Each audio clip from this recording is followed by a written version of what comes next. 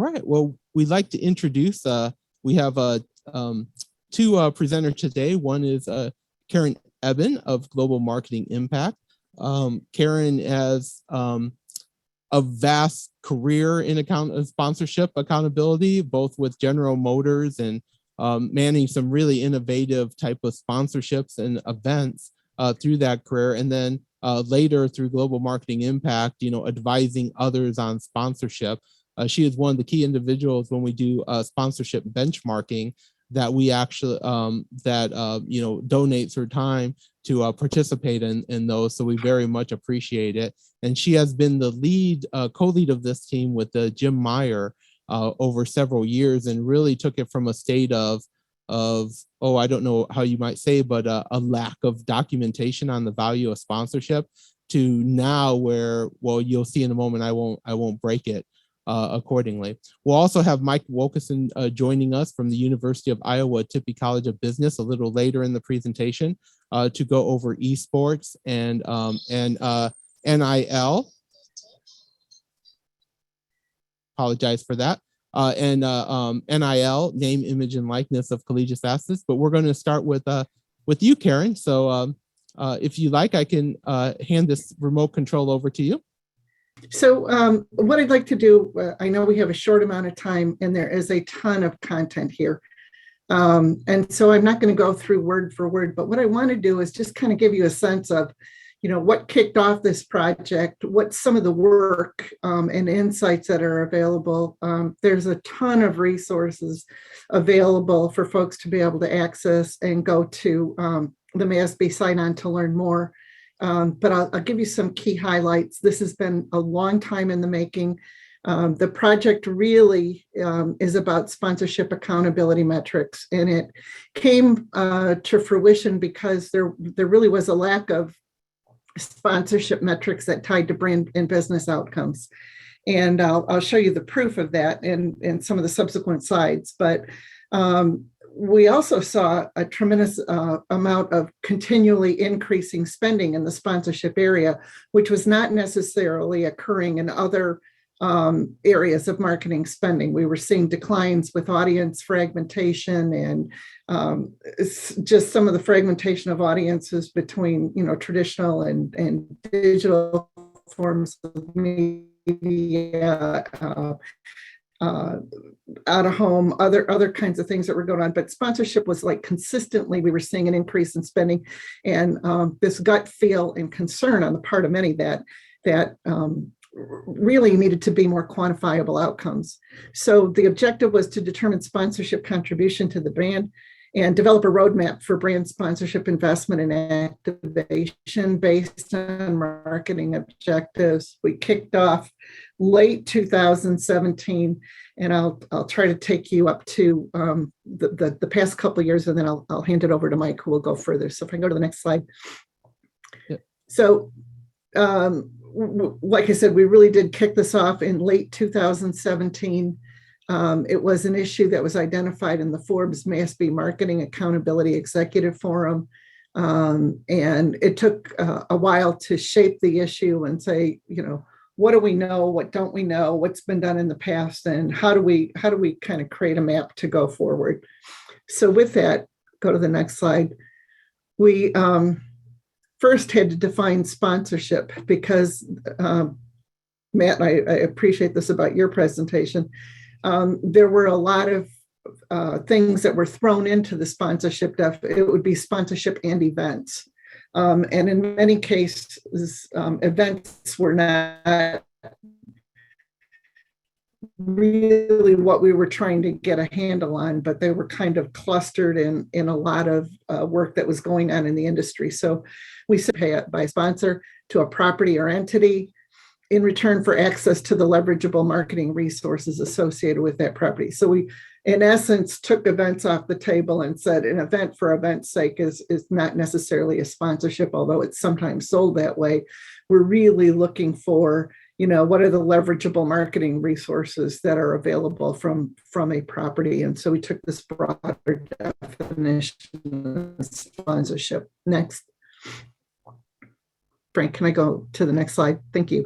And we gave some very Yep, sorry. Some examples of this were the USAA relationship with the Wounded Warrior Project, Bud Bowl, the Diet Coke relationship with Taylor Swift, logos on the Celtic jerseys, movies such as the Nissan Rogue with Star Wars, music tour event sponsors like Coachella and South by Southwest, where it was more than a single event. It was really, a sponsorship able to get at an audience that was really broader. So we took and tried to create these examples to show that these were things that were pretty broadly defined as a sponsorship, even if it was something like the Red Bull air races or extreme sports events where, a marketer had kind of developed them themselves. They didn't pay an entity to kind of come in and have rights for something.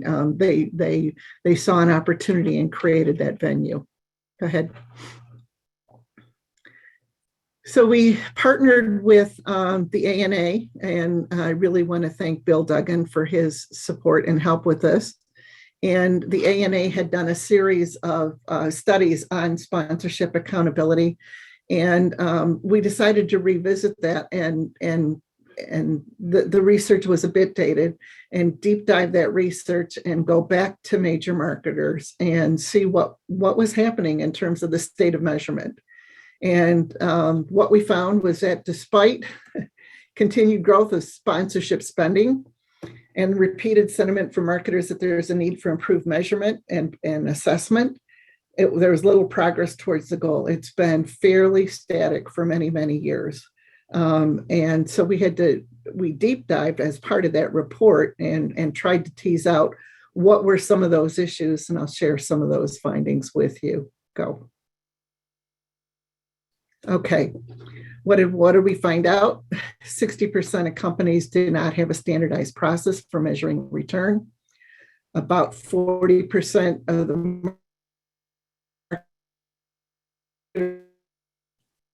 and we're having some measurement process has been relatively, pardon me? We're having some audio problems, just a moment. Do you want me to hold? Yes, I think you're good now. Okay, great. We found about, and this was a critical part of the study, which you'll see later, but we looked at the importance of ROI and ROO and unbundled those, because typically the conversation up until that point had been return, and it was kind of all connuged between both objective measures and financial measures. And objective measures in terms of marketing speak were things like behaviors and attitudes that may not necessarily, those are typically more of what the marketer's objectives were. So teasing that out was really critical. We found about 40% did not have a budget for sponsorship measurement, and most spend 5% or less of as a percentage of sponsorship rights to be able to look at measurement. And many times they weren't necessarily independently verified. They could be reliant on a property. And we found that there were 3 distinct phases that marketers progressed through in measurement: sponsorship, accountability. And those stages were, go ahead. First, media equivalency. And we found that the bulk of folks were really stuck in that media equivalency mindset. Second, were more of these return on objective measures: awareness, attitudes, preference. And then lastly, financial attribution, or ROI. And what we saw that a lot of the media equivalency measures were very much property provided. They weren't necessarily independently verified. So a high degree of interest in moving up to the far right. But what we found was a lot of folks being stuck in this lower left-hand quadrant, with media equivalency being top of mind.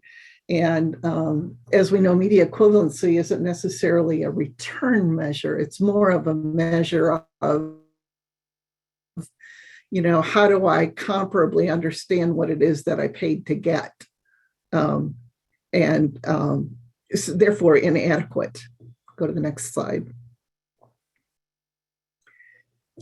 So we embarked on a whole series of articles, and these are available for folks to be able to access via the MASB site.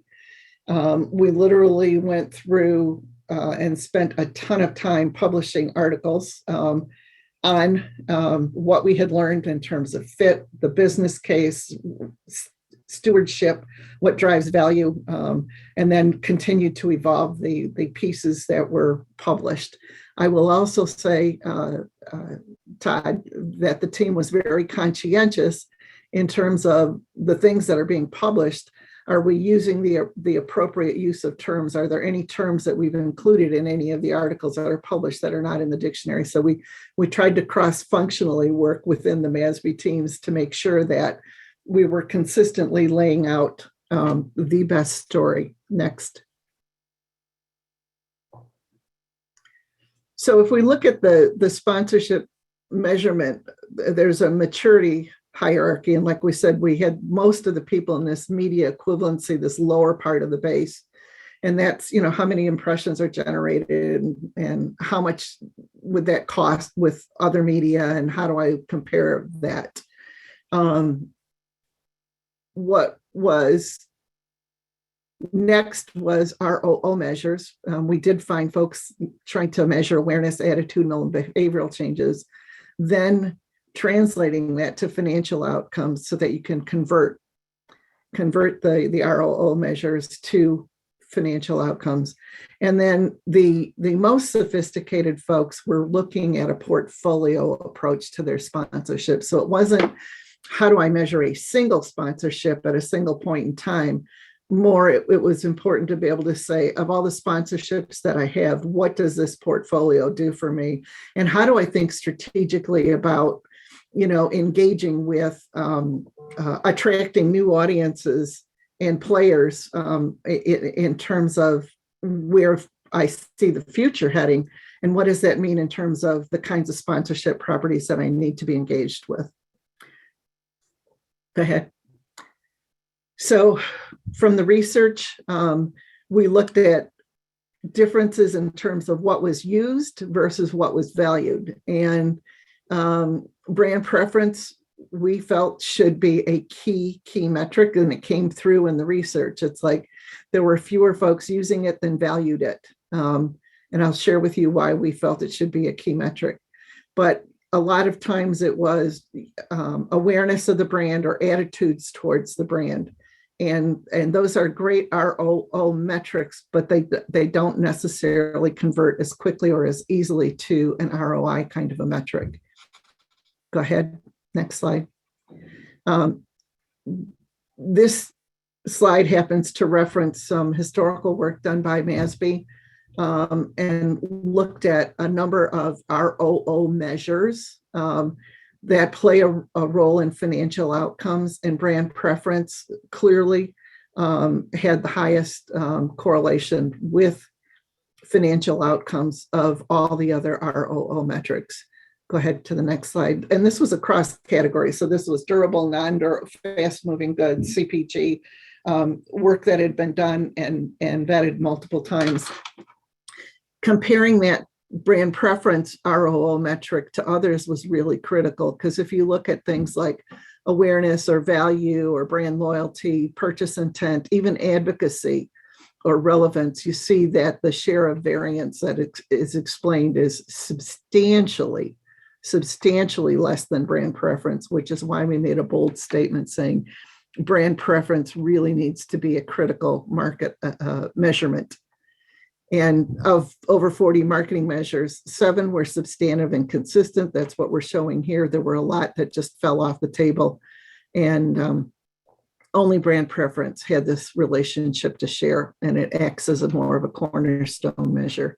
Go ahead. So the question then becomes, how do I take an ROO measure like brand preference and convert it to ROI by estimating financials? And we've shown folks how to do this in some of the papers. I don't need to go through it here, but it's basically saying, understanding what a point of brand preference is worth to you, what's its correlation to share, then you can literally convert that into a financial outcome based on the size of potential customers. Go ahead.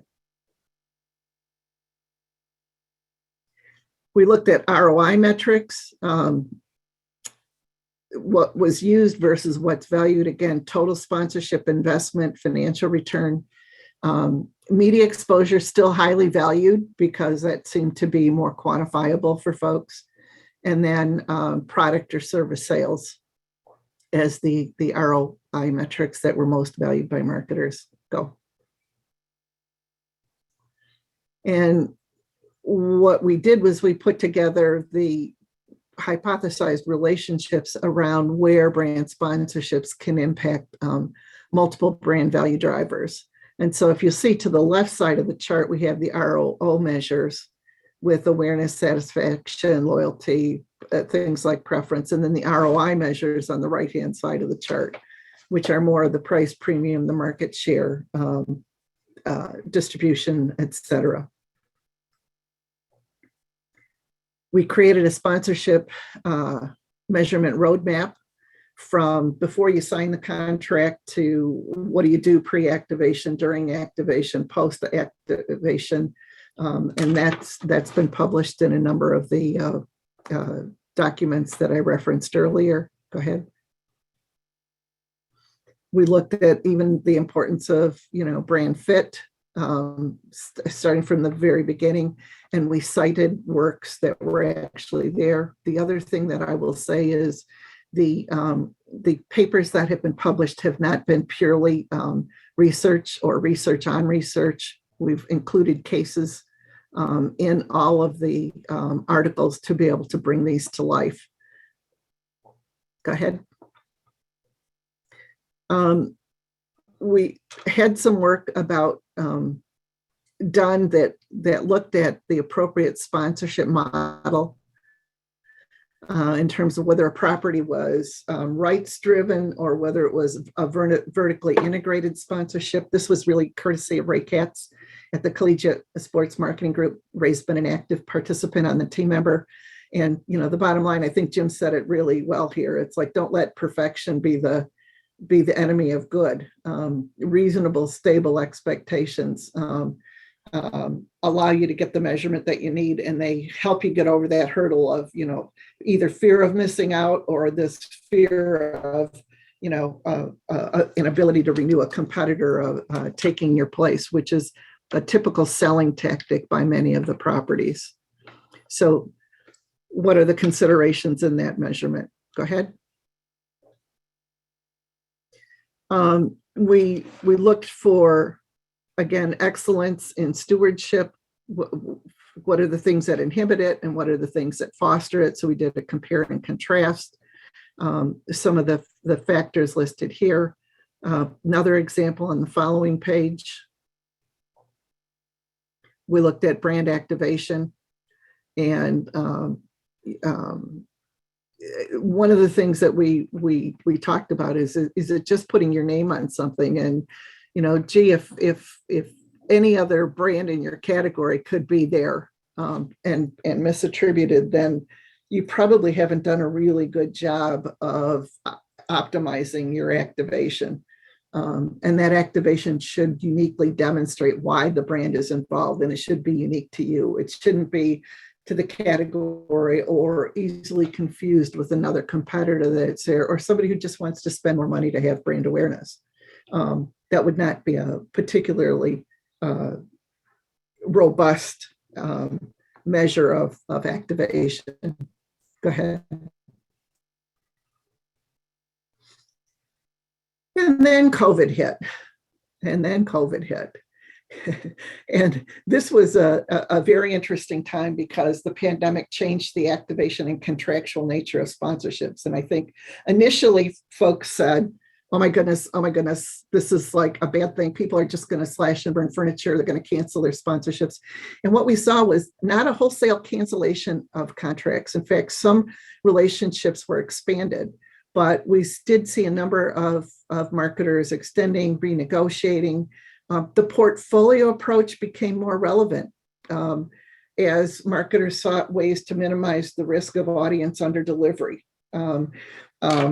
They were looking for new ways to leverage their existing agreements, and measurement became even more important as the benchmarks were available. And Interestingly, the very, very high interest with all of the lockdowns and mandates that were varied across states. And I know we even had venues that had different sports properties with different rules. The same venue, one requiring masks and distancing, and another sports property not requiring that. So it required a lot of nimbleness on the part of marketers, but it was also important to get measurement and look for alternative ways to engage audience. So high interest in virtual events, which happened to be coincidental to the birth of eSports. And I truly believe helped spur some of the growth in eSports. Go ahead. So we know that activation changed dramatically during the pandemic. We saw gaming usage go up, and we saw a lot of we saw an increase in video streaming, and folks looking to be able to stay engaged with others with a like interest, but doing so in a virtual way. So it wasn't just about gaming in and of itself. And I think what you saw was some of the properties start to engage in that, where fans had more of a say or could interact with that content in lieu of being physically present. Go ahead. And so we saw Formula One drivers racing in the video because of coronavirus, and then we saw a lot on this cultivation of alternative channels to engage with customers and avoid kind of this loss of reach in terms of the audience. So with that, I'm going to turn it over to Mike, who has been our champion on the team for eSports and has done a lot of work on the new emerging issues post-COVID, and we'll go from there. So take it away, Mike. Thanks, Karen. And what a great walkthrough of the work that's been done by the committee with regards to research, articulating, I think a really, really cogent and thoughtful approach to thinking about sponsorship and their role from a broader marketing and business objectives standpoint. So, anybody that wants more depth can certainly go into the articles on the MASB.org and review those specifically. But the next two topics, as Karen mentioned, were some of the emerging events and arenas that the team began to look at even prior to COVID. And, the first one being eSports. And as you know, MASB has an important role in the marketing world in coming up with objective definitions for terms in our world. So, we had the team put a shoulder into eSports and eSports marketing from a definition standpoint. So, it's eSports marketing is promotion of product through eSports, which is, as we've begun to see and experience, really, the organization and the competition using video games, that involves both professionals and amateurs. And what, as you can, probably clearly imagine, if you're a player yourself or you've got a family, it's a super efficient means to reach younger individuals who tend to play and watch video games at higher rates than older age groups. And then, one of the particular aspects is, there's an opportunity to sponsor a number of different aspects of this eSports ecosystem across players, teams, leagues, and tournaments.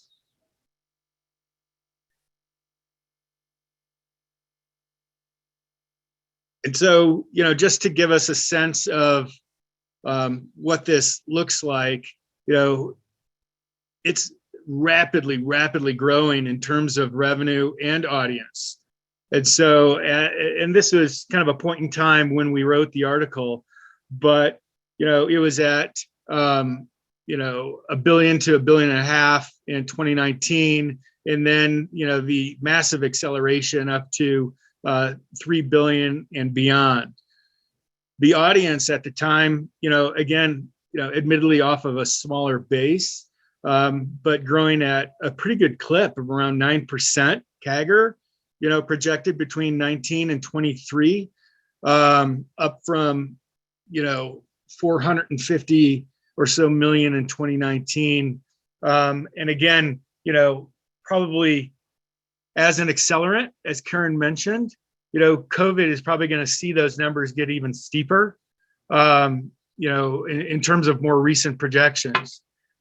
I had just taken a look earlier this morning at how that audience tends to break out.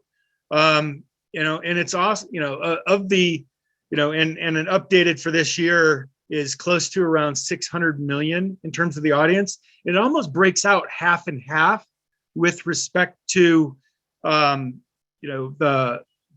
gamer enthusiast, to the other half being the gamer occasional.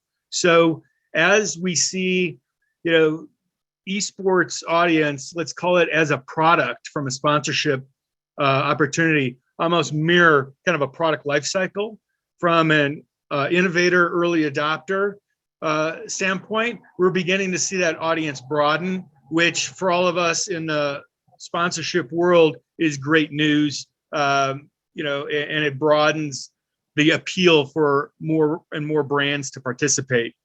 Brands are participating. So you take a look at that investment, up to 4.5 billion in 2018, from just under half a billion the year before. So just an amazing growth rate.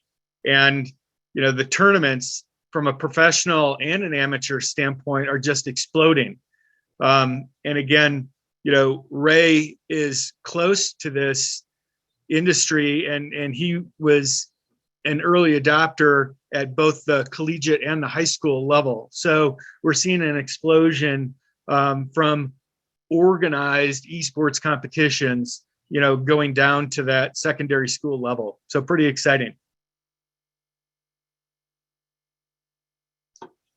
And so then thinking again about the ecosystem. So as you think back to Karen's conversation about more mature organizations thinking about sponsorship in a portfolio perspective, here are a lot of different ways where brands can participate and test and learn from that portfolio perspective. So obviously, publishers and game developers in this ecosystem are hired to create the games and then market and distribute. Those are potential partnership opportunities, as well as the leagues and tournaments that are both regional and potentially hyper-local, as well as global. Teams similar to what we traditionally know here, NBA, NFL, and NHL. There are team opportunities, player specific. And then as you think about how this content is delivered, those streaming platforms offer opportunities to knife in with respect to advertising opportunities. And then the fans themselves obviously are what fuel any kind of sponsorship opportunity or sport environment. And then brands as a participant and a partner in all of these. And that final note, I guess, also that, as you see in that early part of the product life cycle, the innovators and the early adopters are most often the endemics. And so these are peripheral and game related sponsors. But we've quickly seen as the market has expanded for esports that the non-endemics are really jumping in. And to me, that's a great signal of maturity. And so as we think about this, because the market is exploding so much, obviously, it's going to be a seller's market. So, there's a lot of competition between brands for each level of that ecosystem. And in terms of the brand recognition, it is, because of its nascent time, the teams themselves are still building name recognition, both on a market and a regional basis. But because most of these are global sports, and because there are so many teams, it's difficult often for any individual to make a standout presence. And I've mentioned a few times it's global but local.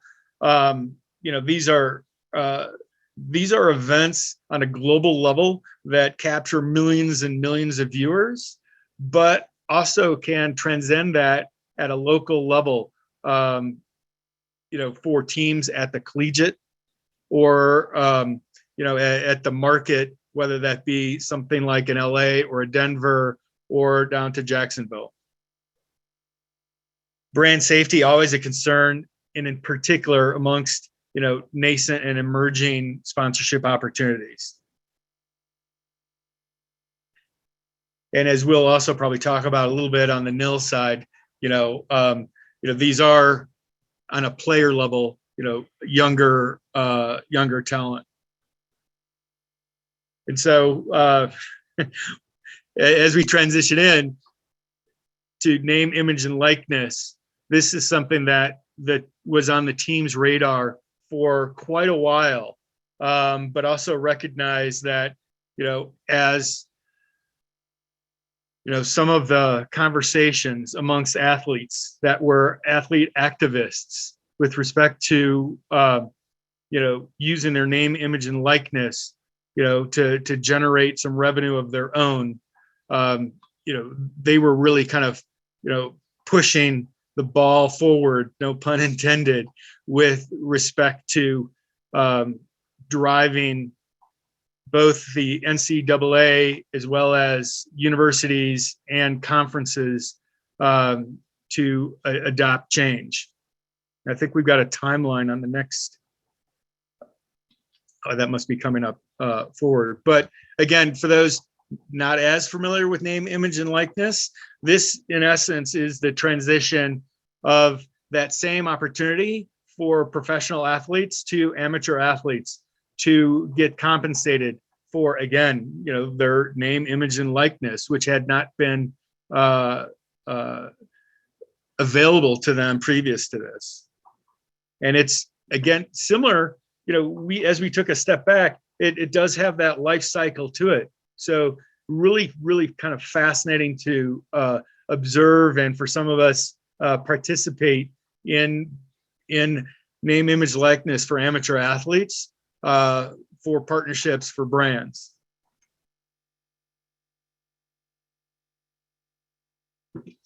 And so, this kind of battle goes back to 2009 for amateur athletes, with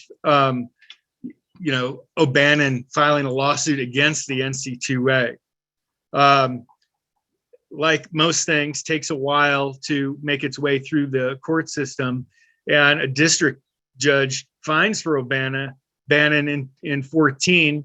And this kind of raises the eyebrows of state and federal legislatures to begin the discussions about the concerns of athletes, and if they are being taken advantage of, and this notion that the NC2A has an exception to a competition law. Florida kind of emerges quickly and entitles athletes to earn compensation for use of nil. Other states begin to follow. In 21, the board of directors approved an interim policy, and then universities and conferences really began to adopt rules without any kind of formal legislation in process. And this is when our team kind of jumped into action and began doing some research and really began thinking through what might, this path forward for amateur athletes look like. And then we see, Riley Turner, the first collegiate athlete to sign a nil deal with the company.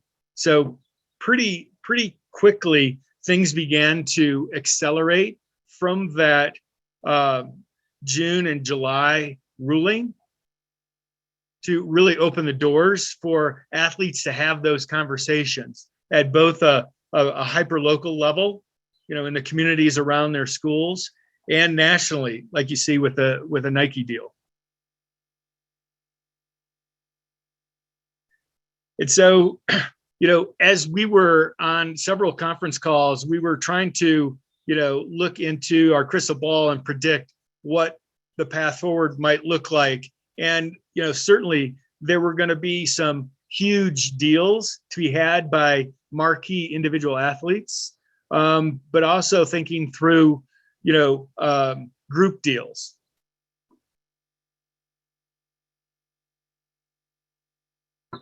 But that number of $500 million in nil deals seems like it came pretty quick.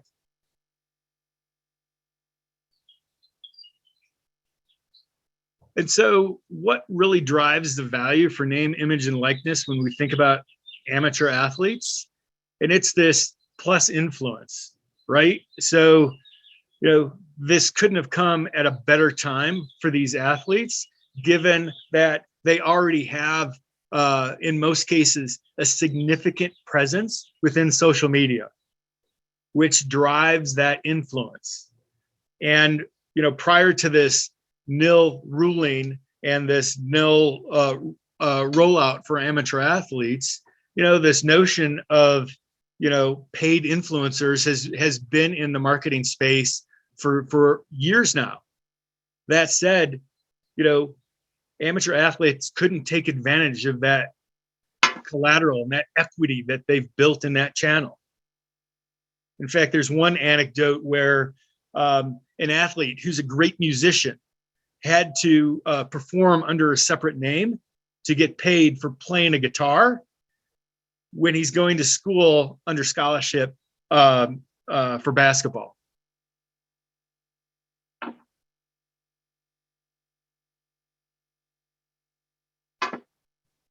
All right. I think I'm going to jump here on this section as well, and talk about a little bit about how we've utilized so much knowledge. And, really, if you look at this project teams, I think it's been the fastest growth of knowledge for a marketing industry, perhaps ever, on a topic. Both just sponsorship, when we started, the amount of literature on sponsorship was quite small, but we encouraged academics to start producing content. Some were already in the field, but it kind of even gave them avenues to even expand upon that. And then we started with the practitioners. So every time we would find some of that knowledge, which Karen and Mike went over, MASB was able to actually put that forward in practitioner-friendly pieces. So there's an entire NIL video series now that draws upon panels of experts. So for the last 3 years, we've been having experts come on and speak on NIL, speak on other topics of sponsorship. And we've been capturing that and then taking out the insights from that and putting them into a easier form, as you can see by these 3 examples that had to do very early on in the what NIL, how those deals would look on their structure. We've also had a very successful sponsorship accountability article series that has had 9 published articles, and there will be a 10th one that is going to be released soon. That's going to include the more details on the name, image, and likeness of brand opportunities. That article, it's kind of interesting because every time we get ready to publish it, there's new data that comes in, and we've actually held it over for about 2 months now because of more information that keeps coming out. that we wanted to give to the marketplace on what the results of that release is. But regardless, this sponsorship accountability article series goes over in detail all the things that Karen and Mike have talked about, but with a lot more context associated with it than what we can do in a session like this. So we highly encourage you to see that. And then another piece of is this having a difference? Have our activities been having a difference? Well, there's not a week that goes by that we don't have someone responding on the sponsorship case. People in different positions who are working. These are a couple examples among my favorites of them. The one on the left, the reason I like that is that they were actually talking about writing a thesis. So it's actually spurring another generation of content, if you will, academic on this topic and filling in that space on both the academic side and the practitioner side. So it's actually inspiring even more academics to move into this space and to that are associated with some of these emerging opportunities. And the one on the right, we have a practitioner, and it was kind of interesting because before the ANA survey was done, and those results were brought forward, the most recent version of the survey, because it had previously been done as kind of a, if you will, a thermometer of what sponsorship was. And then it turned into that for a recurring basis so that we could see trends over time. But then it also delved into the more details into the actual practices. And that brought forward these concepts of the interplay between ROO and ROI. As this individual, Felicia said, that term ROO was actually even new to her. And so there's been a lot of work done on that. Sponsorium has provided a good detail of information to us and we actually have case studies within the article series on how you can actually transition from ROO to ROI, or transition is probably the wrong word. It's more about linking that together. It's more about the maturity of your measurement system, so it's all encompassing, because media equivalency isn't going to go away. When people look at this, they are going to rate as one of their aspects what they get from their sponsorship in terms of impressions and engagement as they would other media. So there's always going to be that comparative. But moving on to seeing lifts in intermediary funnel measures, if you will, in quotes, the traditional way of viewing it, that, for sponsorship, that has come on extraordinarily strongly over the last 2 years. And now we are seeing breakthroughs where several companies have actually linked that to actual financial outcomes. And so that maturity moving forward in the industry is, has been very exciting to watch come up. So what are some of the, there it goes, my button's a little sensitive. What are some of the things that have come up that we want to talk about? Well, we have a new offer coming in. As we mentioned previously, MASB has been doing benchmarking now for years on continuous improvement returns. And that has generally been focused on a business's total use of marketing. But we were approached by some entities about actually going more narrow on the benchmarking. So they're doing general benchmarking. Well, could we go more narrow into specific topics? And one of those topics was sponsorship accountability. So we now have developed a system for benchmarking a marketer's use or a marketer's place on their journey for accountable sponsorship marketing. And so this has been done. We've been delivering results, and the feedback that we've received has been quite positive regarding this. It really is kind of a unique item out there. There is no other benchmarking service that we know of from a non-quantitative form, from a practice from a practice perspective. And so this is now offered to all of our marketer members to actually, as part of your membership in MASB, you can have a benchmarking done. So we'd be happy to come in and perform this benchmarking for your sponsorship investments and focus in. And it's a very how would you say, light touch from a time commitment perspective. We run it very efficiently, but yet the amount of data that comes out is very extraordinary. And with the first one that we've done, we had the cross-functional team who were the main implementers of it. Then after we had worked with them and had done it, and they viewed it more as a action level type of deliverable for that first one, then they came back to us and asked if we would actually present to their executive management and then ultimately to the board as well. So we actually that data that, while originally it was focused on a tactical perspective, quickly turned, based on the feedback, into strategic discussions, and that especially around the portfolio, which Karen mentioned earlier, which is something which I think excites management to know, to actually see sponsorships viewed in that broader structure. So this is highly successful. So any of the marketers, if you would please just reach out to us, we'd be happy to arrange to do this benchmarking. Some other SAM team priorities that we have is a compendium of the sponsorship accountability series. We are targeting a 2022 release. This will include a summary of all the learnings to date. So everything that was in those articles from 1 to 10 will be synthesized into a more cross-indexed format, because they were, as a series, they were done very topically, but there's a lot of overlap between the areas and synergies between those areas. And so we want to put them together into this form. Because of the pure amount of material that there is on this now, with the new up-to-date statistics, it will have to be published as an ebook. It is beyond a simple article. It is it wouldn't do justice. An article wouldn't do justice. So we are looking to publish that in an ebook or book format. We want to continue to stay abreast of emerging sponsorship opportunities.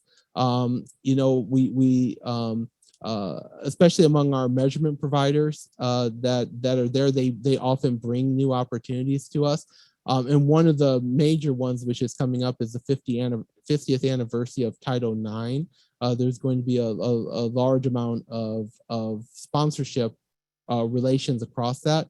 So that would be something to for us to give perspectives on, and that people will for sure seek out advice on those opportunities.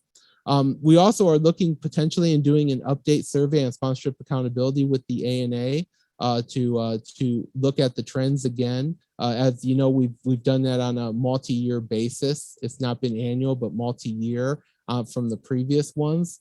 And so we are looking to ramp that up and delve into some of these emerging issues, especially eSports and NIL, because over the course of us doing this, they went from a very limited brand adoption. For example, eSports were, heavily when we started. Mike, is kind of interesting because when we started, it was all about, energy drinks and a few, very tight categories. And now it's like broad brands. It's just every brand is looking at it.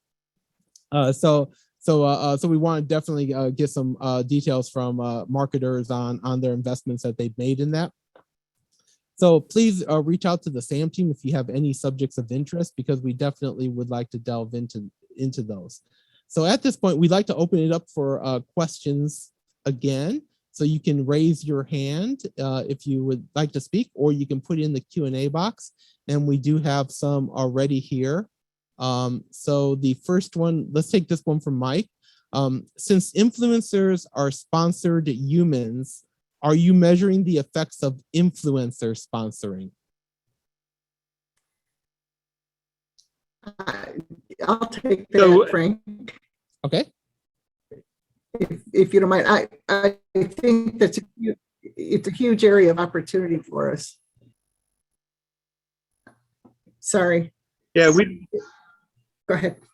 Yeah, we began to kind of delve into it when we had our social media article, and Karen and I had a lot of great back and forth with respect to measurement there. But as Karen alluded to, and I think her mic might have tapped out for a moment there. This is a big opportunity for both MASB and marketers writ large in terms of evolving beyond, media equivalency to understand the impact of influencers. In particular, what is that role in sponsorship as it gets, hopefully tied to the brand measures that impact revenue at the end of the day. But at this point in time, I think there's so much experimentation going on in nil sponsorship that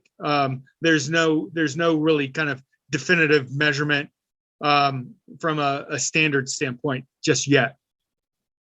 Yeah, and that's Well, definitely. and we ahead. we also think there's a big opportunity. We've discussed this as it relates to follow-ons for NIL as in terms of a strategic opportunity. Because if you step back for a second, anybody that's looking at the college athletes and making a deal is not doing it based on the size of their influencer audience.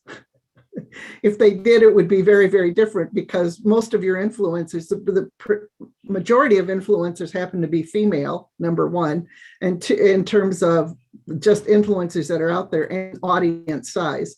And so that's an untapped opportunity. Folks are still looking at it as these are the sports that are most important, and these are the ones that are most revenue generating, and therefore we could get there, as opposed to saying there may be a different strategic opportunity for us there. So that measurement in that influencer space is going to be increasingly important going forward. Mike, great question. Okay, let's see if we have any others here.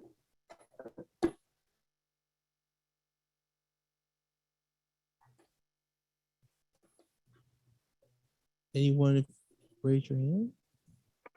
No, it looks like we must have covered it off well, because so I think that's what we had. So thank both of you very much for your leadership on this team. It is one of those projects when we look back at it, we see just a direct impact that has been had, that marketers have leveraged the knowledge which has been generated. So thank you so much.